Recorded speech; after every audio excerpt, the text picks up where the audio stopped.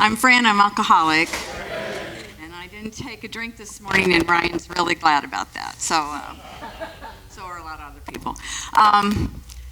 This is a thing you love to do but hate to do, right? And every time I'm honored and privileged to be asked in AA to do something, except GSR work, Gary Pinkley, I love it. And the problem with having to share your experience, strength, and hope with others behind the podium, it's a privilege and it's an honor, but it also, for the time period that you're asked to the time you actually get up here, you're kind of like, oh, do I really have anything to share? And am I really living it? And did I really slam the door Monday night at Milton? So yeah, once I tell on myself, then it'll feel better, right? So anyway, like I said, I got sober in September of 2005, and if I make it to Monday, it'll be 18 years, and that's truly a miracle for me. So, but I'm here tonight to tell you what happened, what it was like, and what it's like now. And what happened was I was born and raised in Ohio. I'm a Midwest girl through and through. My dad was a high school history teacher and a football coach. And my mom was a homemaker. There were 8 of us. I fall number 1 in that ranking, and I still hold on to that number 1 position today as I remind my younger sister who says she's the favorite.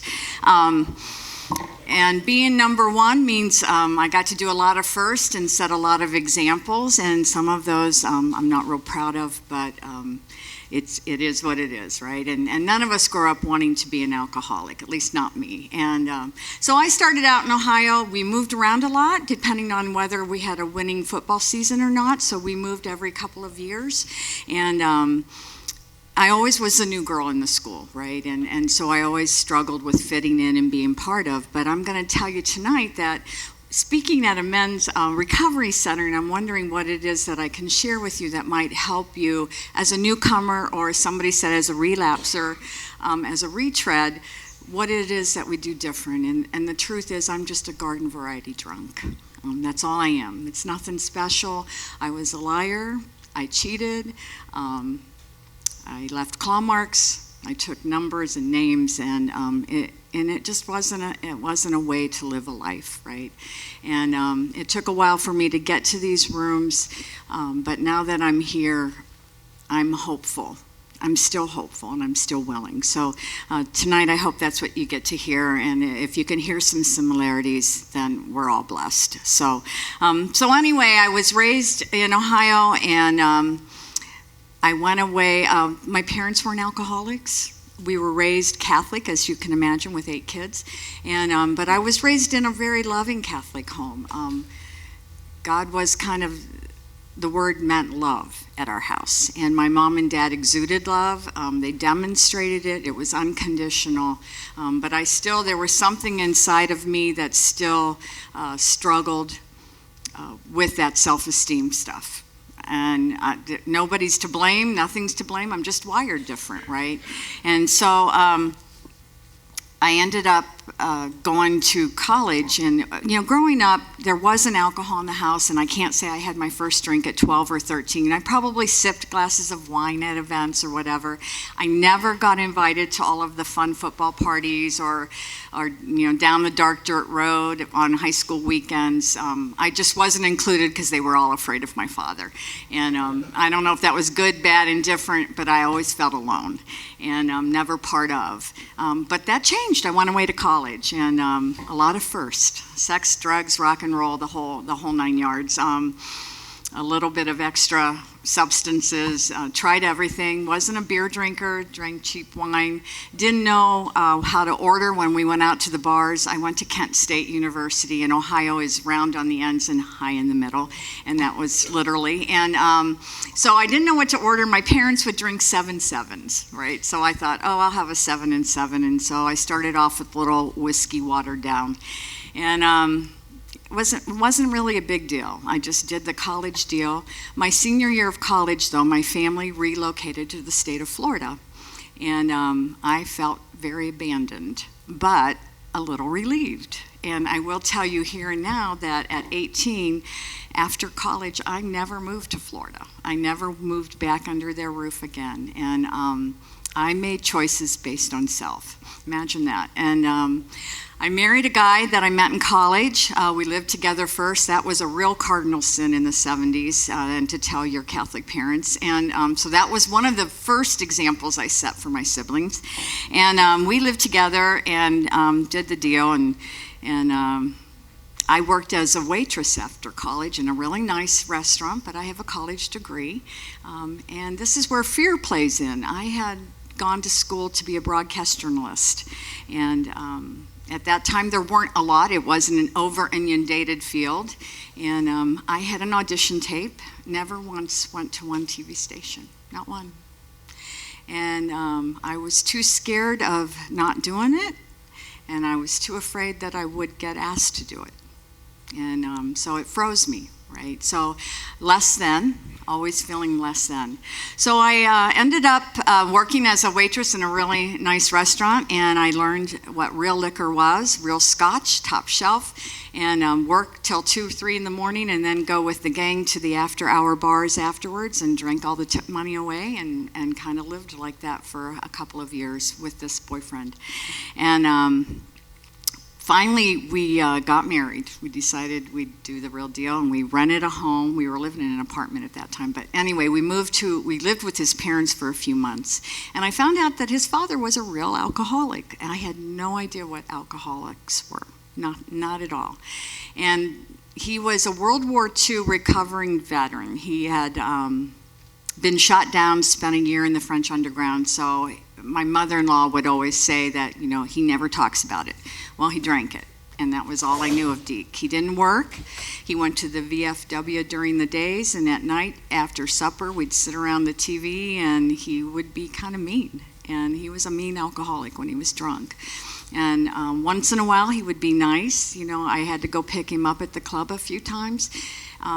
Nani ran the household. I just didn't know what the disease of alcoholism was. In the meantime, we rented a house, moved out of their home, and we rented. And he couldn't keep a job. And he went through sales, and I got a job through my neighbor at a big Fortune 500 company called B.F. Goodrich. And at the time, they were a tire and industrial products company. And I started as a telephone operator. Imagine, and they paid me extra money because I had a college degree. So I'm working now 9 to 5, 5 days a week, no weekends, benefits. As Bill would say, I arrived, right? I got home at Friday at 5 o'clock and could party till Monday morning at 7, and it was on. And but I started doing really well at work, and he still couldn't keep a job. And he was going through jobs night and day. And we were still drinking and using. On a side note, as a Catholic, we belonged to this little parish, and his hometown parish, and we would read on Sundays. I was a really good little lectern. And then we'd go home and smoke pot and drink, all afternoon watching football. So it was kind of like, you're living a double life. I don't know if anybody in here's ever lived a double life, but we were kind of doing that thing, and then go to his mother's, always late, by the way, to dinner on Sunday afternoon. So anyway, that kind of took its toll, and we had a child, and when the child turned 3 years old and my job started getting more responsibilities, and I liked it, and I looked around, and a lot of people our ages were buying homes, were buying their own furniture. They weren't living with the college dorm room look.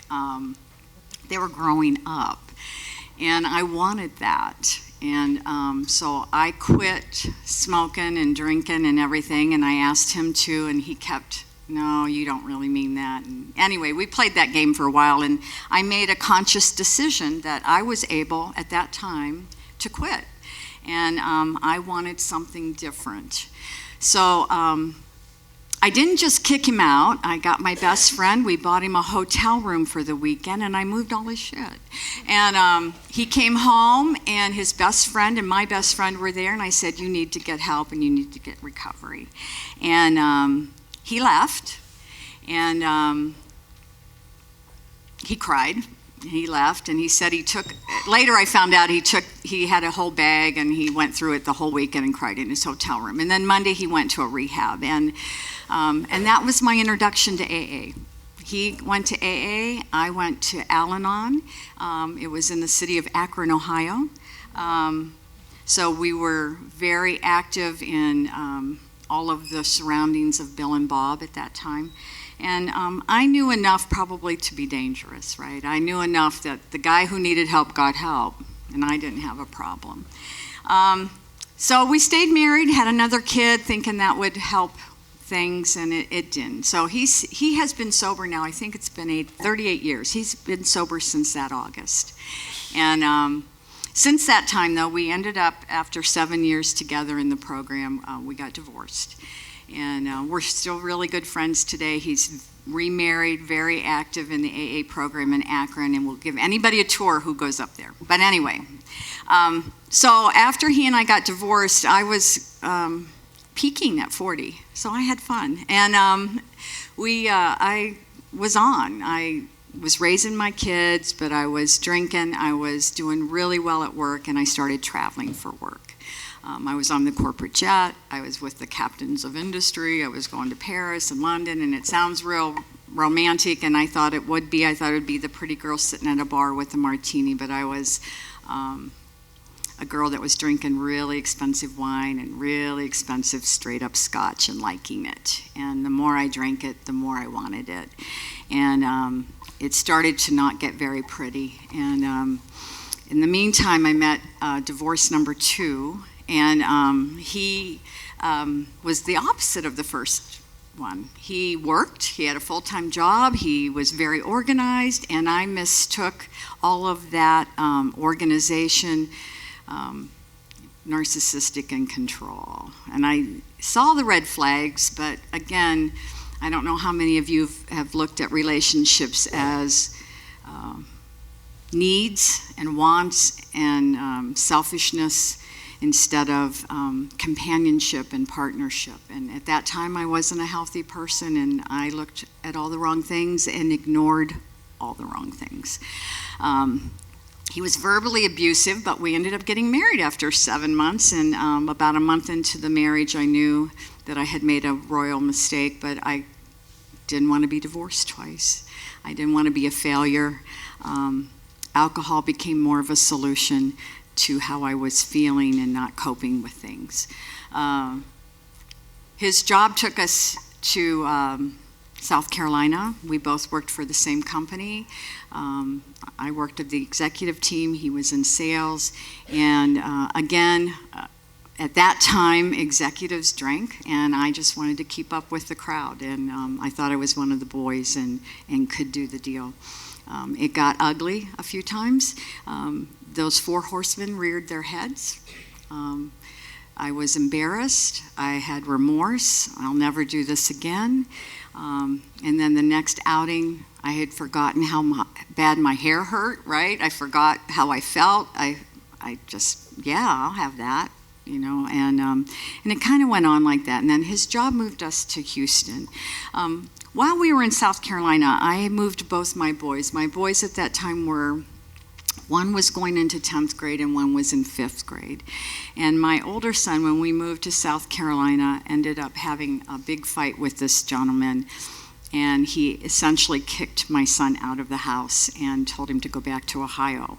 And I can remember that day as if it was yesterday, standing in my driveway, horrified that my 16-year-old was walking to a bus stop in the middle of South Carolina with $50 this man had given him, and I did nothing. I did nothing. The shame and the embarrassment of not being healthy enough to help someone who depends on you is gut-wrenching. The good news is that son today has 5 boys of his own, and and they're all really little. And he, every time I've made amends with him, he always says, "Mom, we're good, we're good." And so I am blessed with that blessing. But anyway, so the 11-year-old and I moved with this man to Houston. That's how we got here. And he bought us a beautiful home. My son and I helped pick it out. It had a pool. I didn't have to work. I was going to be a stay-at-home mom and be real active in his junior high life. And I was really excited because I thought all this other stuff that had happened before was a different chapter, right? And we got here, and after a few months, he was traveling, and so he would travel, and I met ladies in the neighborhood, and would play bunco or whatever that game is, and I found myself drinking at those things, and I was the girl who went to the kitchen and found more wine, and, I never thought I had a problem. I just thought I was just drinking, and every time he was out of town, I knew when he was coming home, and my son and I would run around and make sure everything in the house was perfect. That's not a red flag. So it was this control thing, so it became this cycle of, doing the same thing, expecting a different result. They call that crazy, right? And that's what I had become and was doing. And he got angry enough where he found he figured out that I had been drinking while he was gone, and he was really good at making the neighborhood love him. My son was on the swim team. He bought stuff for the swim team. He was very involved, and he was just very pleasant with other people. But in our home, behind closed doors, it was this dark cloud of negative. Not being good enough, and my only solution, again, was drinking. And it was pretty fearful. And he told me I needed to get help, and he kept calling me a drunk in front of other people. And, I hope nobody's ever done that to you, because that's a terrible feeling. And I'm sure if they do, it just makes you want to do it more. It's kind of like telling a daughter, don't date that guy, and then she's going to pick the guy like Ryan. It's... So, sorry, dude. Anyway, so what happened was I knew where to go. All those years of Al-Anon and AA in Akron, Ohio, man, I knew where to go. So I looked up a club. I found Kingwood. I went over there and went to a meeting. Didn't talk to anybody. Picked up a Desire chip. I got this, right? Didn't read a book. Didn't have a book. Came home. Stopped at the liquor store on the way home, actually. But showed him my Desire chip, right? And so I thought that would make it better. Not that he understood AA or anything. But so I tried that for a while. And somebody talked about being a retread. And I heard a speaker tape not long ago. And so for me, that year I was trying, I would get a Desire chip. I think I had six Desire chips. I thought I was going to go ahead and backwash my kitchen or something, right? So, but anyway, I had 6. So one time it was one day, and one time it was a weekend, and one time it was 2 weeks, and then I made 1 week, and then I made 3 months. I white-knuckled it for 3 months without talking to a woman in a room or another drunk or reading a book. Just going to meetings, 3 months, white-knuckled it. I was miserable. And I heard on a speaker tape something where he said, I hear people tell me all the time, I relapse. And then he goes, I wanted to say, do you have a sponsor? No. Have you read the book? No. Have you worked any steps? No. What are you relapsing from? Nothing. You're not relapsing from anything. And that kind of stuck with me, right? So anyway, 3 months in, the husband now thinks I'm on a right track. We go on a business trip for his company to Quebec. And his aunt and uncle live up there, little French Canadians, cute little couple. We stayed at their home one night. We have dinner. We sit in their little front room in their parlor. And the little auntie turns to me and she goes, oh, Miss Fran, we have a little toddy at bedtime. And I go, oh. I don't like liqueur, don't like sweet drinks. And she brought that little drink out, drank that little drink. No big deal. Go to bed. I kid you not. 2 a.m, I am up and in their kitchen looking for that bottle. Kid you not. Next day, we get to the conference at this beautiful place in Quebec. I'm at the bar. and it's on. And that week did not go well for the spouse and I. Got home, did not go well, and said he found some other interest. I found out that when I started looking at myself in recovery, that I drank with people, right? I drank with people to be part of. I drank for him so that I could participate in things he thought were important in our marriage. I drank at him and at my family a lot. Because I felt that my misery was because of this person, and they did that to me, and my family doesn't love me. And I will tell you that all the times I visited my family in Florida, did you ever want to go home and be with your family of origin, and you're so excited the first 24 hours you're home, and you hit hour 25, and it's like, when the hell am I leaving? And that is really scary, because these people love you, but I could not be comfortable with them. They regressed back to knowing the Fran who had never come home, and the Fran that they heard drink and dial, and because there weren't cell phones then, there were tape recorders, and I found out later they were playing all my recordings for each other, especially for my mother and father, And I love my mom and dad. My father's still living. My mother has since passed. And my mother and I didn't see eye to eye on a lot of things, but when I got sober, she never had another drink, not even a 7-7. So, but anyway, so this marriage thing, he wanted out. And I thought I would be the girl that would, burn his clothes on the front lawn like in a good movie, or change the locks on the door, go ahead, you SOB, leave. And I was the girl that laid on the living room floor in a fetal position begging him not to leave me. And as bad as that was, the fear of being alone and starting over in a city without any family and with a 12-year-old scared the hell out of me. And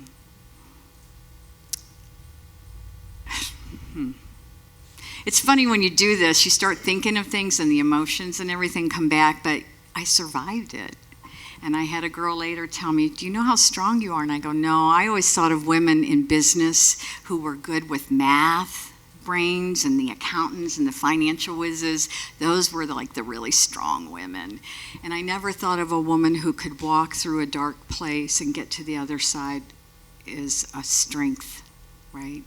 And so I'm learning those things. I learned that in here. But anyway, so the divorce was inevitable. We were getting the house ready. He had the neighbors come over to help power wash it. I was, they were outside giggling and laughing and doing all this great stuff. And I was in the house saying I had to go to the bathroom, and I would go to the closet and drink. I had 2/5 of vodka, and I was drinking out of those. I was hitting those all day. And I can remember going out, and eventually, I was a blackout drinker at the end, and eventually during that afternoon, something was said, something got done. I slapped the neighbor later, told her to go home to her happy family. He walked in the house. It must have been Easter because I had a wooden bunny that was broken, but I took it and I beat the shit out of him. And then my son said, he was in the bedroom looking out the door, and he goes, I knew you were okay, Mom, because you were on top. And but he left that night, took the only car. The house was up for sale. I was alone with a black eye, no car, a 12-year-old, and a house to pack up. And fortunately, about 6 months earlier, I had gotten a job down at Baylor College of Medicine. And again, a neighbor girl told me about the job, and I just needed a job, so I had taken that job. And I was I was just an assistant to some doctors, nothing big. But I can remember after that incident, I was so horrified that I picked up the phone and I called the one phone number from a woman that I had, and I called her. And she came over, and she said, you probably don't remember me, but you used to drink my wine at Bunko. Oh, okay. Anyway, I sat there, and again, with the four horsemen, the remorse and the black eye, and so she took me to a meeting. We went to an 11 o'clock Sunday morning meeting at Kingwood, and I wore sunglasses.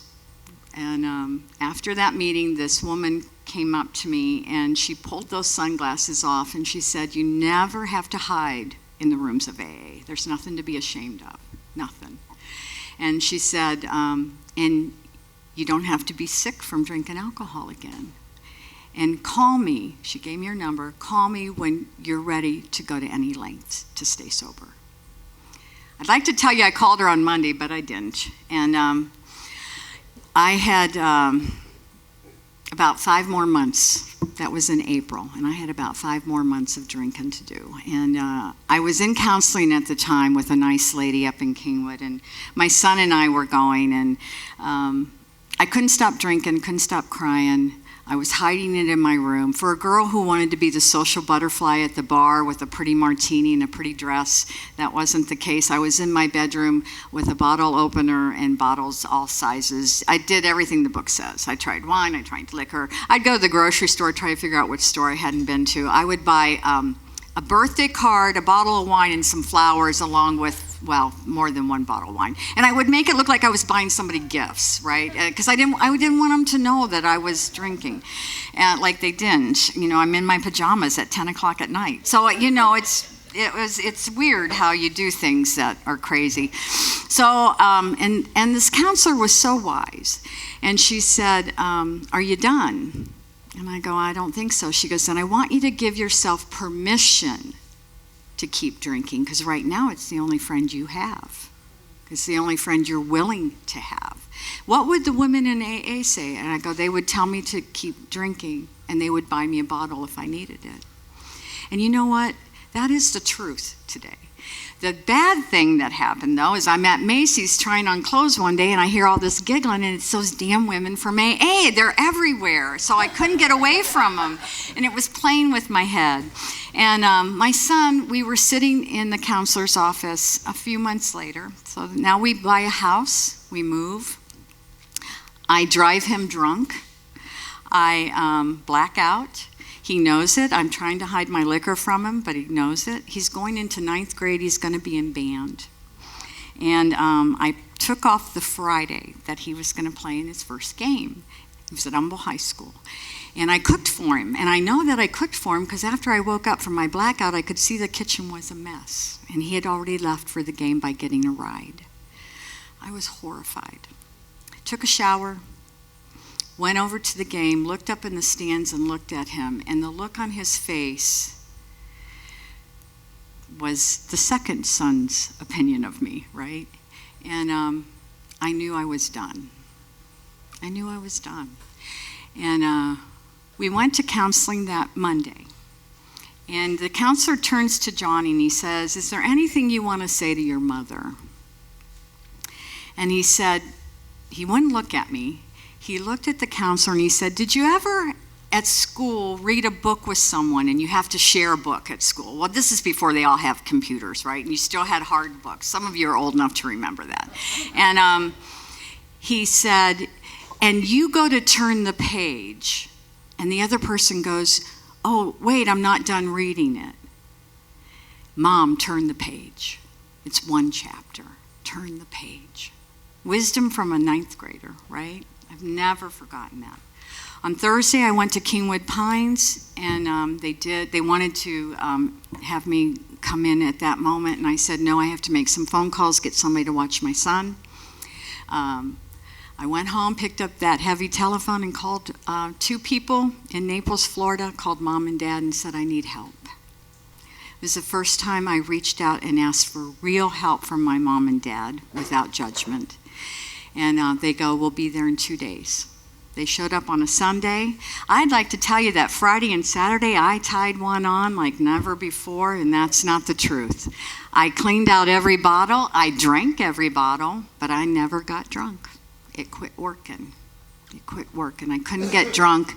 I couldn't stop crying. I couldn't stop feeling pain. And I was at Kingwood Pines, picked up the last Desire chip today, and that's my sobriety date is September 18th, 2005. And you know, today what it's like for me is, I'd like to tell you that it was an easy road. It's not. A lot of things happen in recovery.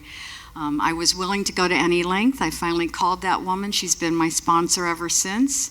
Don't always agree with her. There were times that she's asked me to do something, and I stomped my foot and said, I'm not doing it right now. And okay, and she'd walk away, and there I am a few hours later cleaning it up. She sent me to a book study. What I loved about Donna is she made me go to other meetings.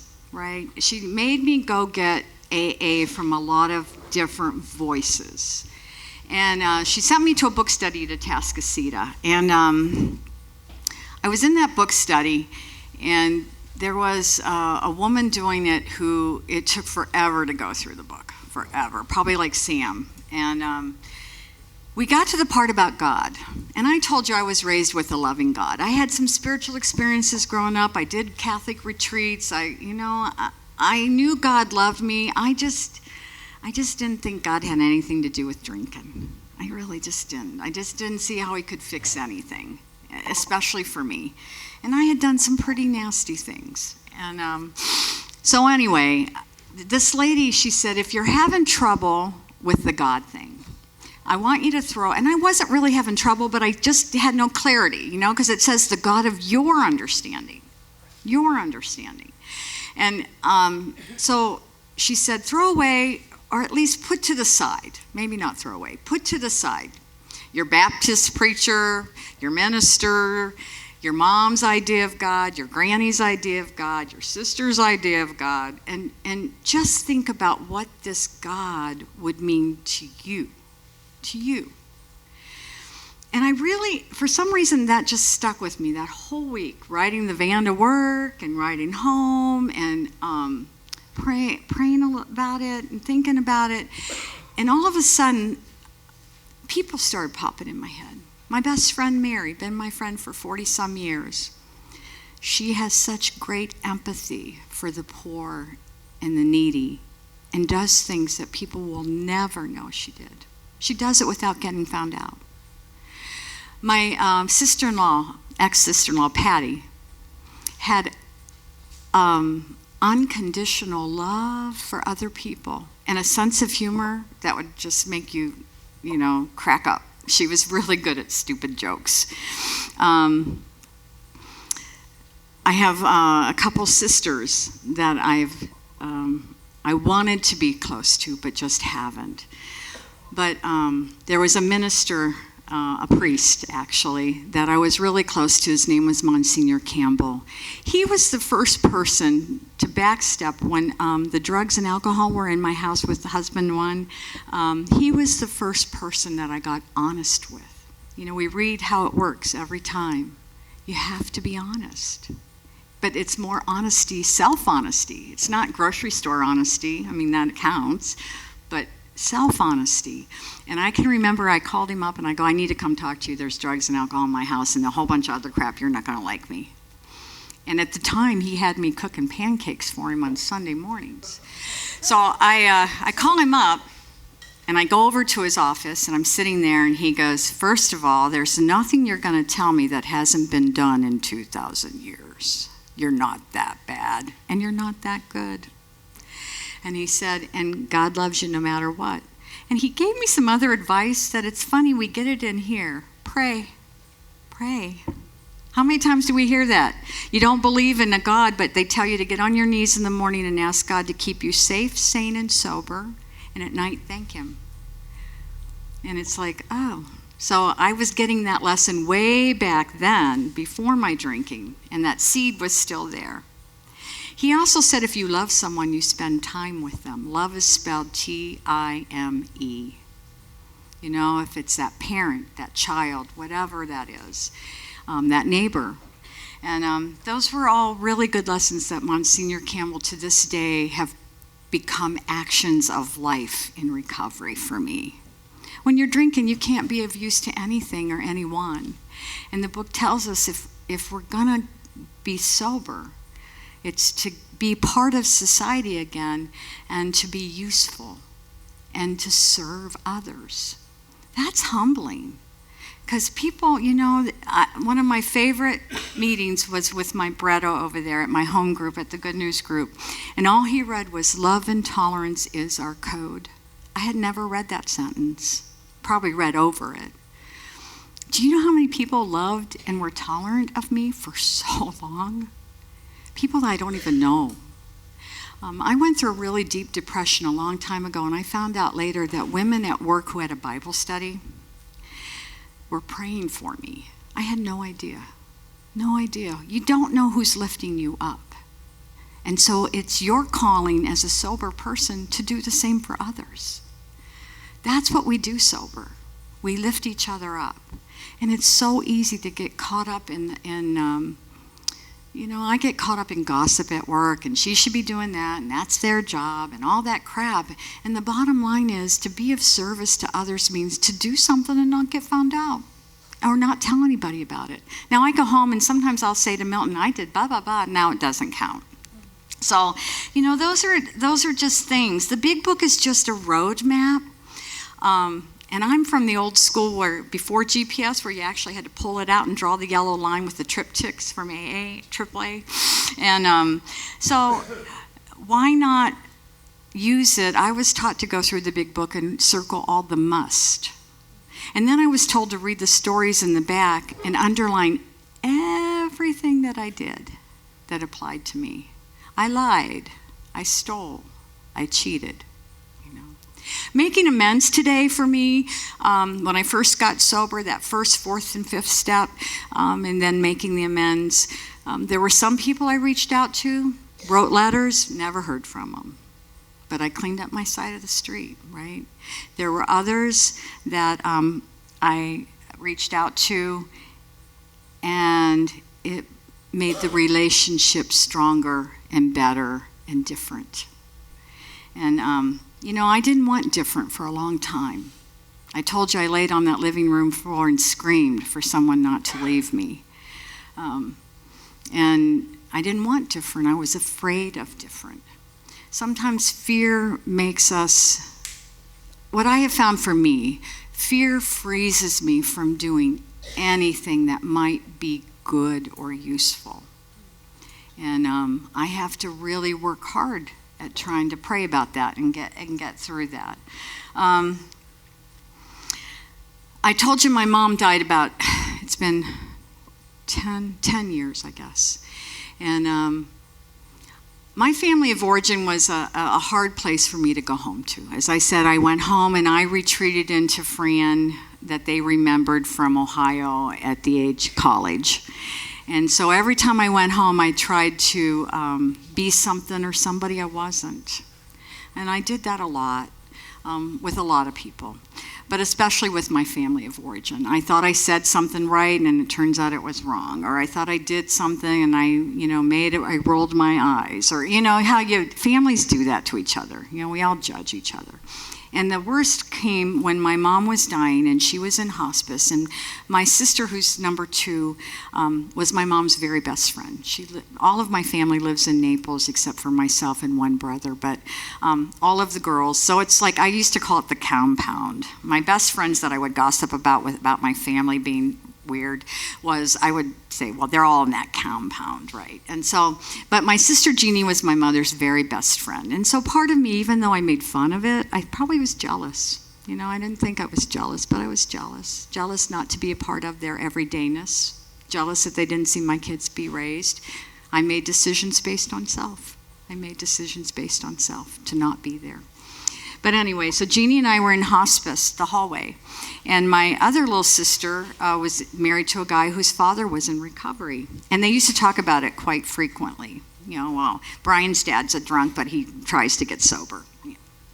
They all knew I was in a program, right? And they all respected that.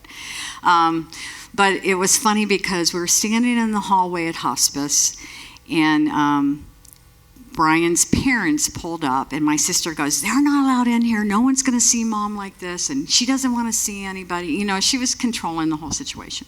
Anyway, and she goes, "And that drunk's not coming in here." And I turned to her, and I don't know how many people were standing there. Half of my siblings, my dad, whatever. And I just said, "I wish you wouldn't call him a drunk like that. It's just kind of hurtful." And she turned to me, and I kid you not, 40 years of what I'd done to her came spewing out all over the hallway, all over everybody standing there, but especially all over me. The old Fran, the alcoholic, not treated, would have said, F you, I'm on the next plane out of here. I didn't. I reached down, I grabbed her hands, and I said, oh my God, I had no idea, what can I do to make it right? You could have heard a pin drop. I'd like to tell you that Jeannie and I just hugged on it and we're loving on it for the that didn't happen, right? We buried my mother, we all grieved for as long as it took, and about 6-7 months later, Jeannie picked up the phone, and we had a really long conversation. She has a son that struggles with some issues. We were able to talk about that. She found some rooms to go to that were helping her in Naples. And since, I guess 9 years now, Jeannie and I talk every Saturday morning and sometimes a lot during the week. And we talk a lot about our spirituality, about our failures, about what we're working on. And it's been a really gift. And for that, I'm grateful. So when the book does say relationships are restored, it can happen, right? But it also says years of reconstruction lie ahead. And some days I feel like I'm, full of barrels on that highway out here. And that I can't get rid of them, that just when I think I've overcome a fear of this, I'm angry about this. And today, I know that my prayer life is important. I know that God has sent me husband number 3, not divorce number 3. And I'm very blessed. But I get to watch another human in recovery actually do the deal. He does his meditation, I run out the door. He brings me coffee, I run out the door. But we have found a way of life that works for us. It's not without challenges. It's not without fears for our children. You always want your kids to be okay. But today, our home is open to a lot of different people, and we've been blessed that way. I guess that's kind of how it goes. For me today, I take it one day at a time, and I always like to close because, life was, at one point, like I said, I couldn't stop crying and couldn't stop drinking, and I found hope when I was finally able to take the cotton out of my ears and put them in my mouth, right? I was taught from some strong women that you keep your ass in the chair, you don't get up and go get coffee, you don't go to the bathroom, you don't parade around, they can look at your jeans later. Not that I want anybody looking at the jeans. But I was taught those things, right? And we need to pass stuff on to people. It's like, it's our responsibility to show them what people in recovery look like. So you can be an example of God working in the program. You might be the only big book anybody sees.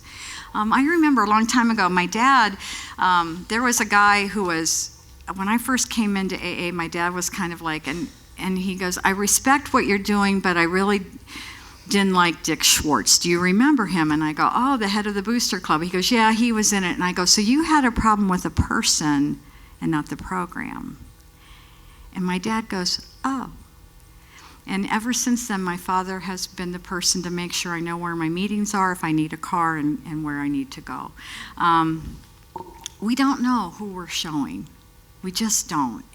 And I am grateful for that. So I'd just like to close. My favorite prayer, I don't memorize a lot of stuff. And I heard in a meeting the other night an old timer say, if you memorize it, you don't do it. So I kind of I always felt like, okay, I don't have to memorize it. I just have to do it, right? And Dr. Bob had a third step prayer that he had made a little different than Bill's in the big book. And that's what I'd like to close with for you tonight. So Dr. Bob kept this on his desk. It just says, Dear God, I'm sorry about the mess I've made of my life. I want to turn away from all the wrong things I've ever done and all the wrong things I've ever been. Please forgive me for it all. I know you have the power to change my life and can turn me into a winner. Thank you, God, for getting my attention long enough to interest me in trying it your way. God, please take over the management of my life and everything about me. I'm making this conscious decision to turn my will and my life over to your care, and I'm asking you to please take over all parts of my life. Please, God, move into my heart. However you do it is your business, but make yourself real inside of me and feel that awful emptiness. Fill me with your love and Holy Spirit and make me know your will for me. And now, God, help yourself to me and keep on doing it. I'm not sure I want you to, but do it anyway. I rejoice that I am now part of your people, that my uncertainty is gone forever, and that you now have control of my will and my life. Thank you, and I praise your name. Amen.